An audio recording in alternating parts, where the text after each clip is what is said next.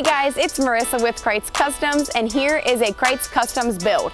This is a 2015 GMC Sierra 1500 SLE crew cab.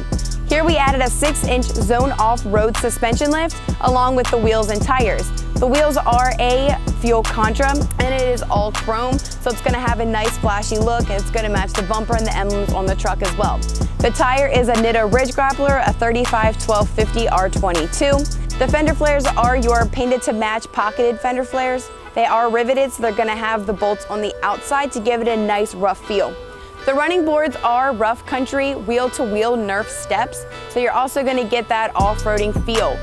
If you're interested in this vehicle, it's actually in our inventory and the stock number is 268628.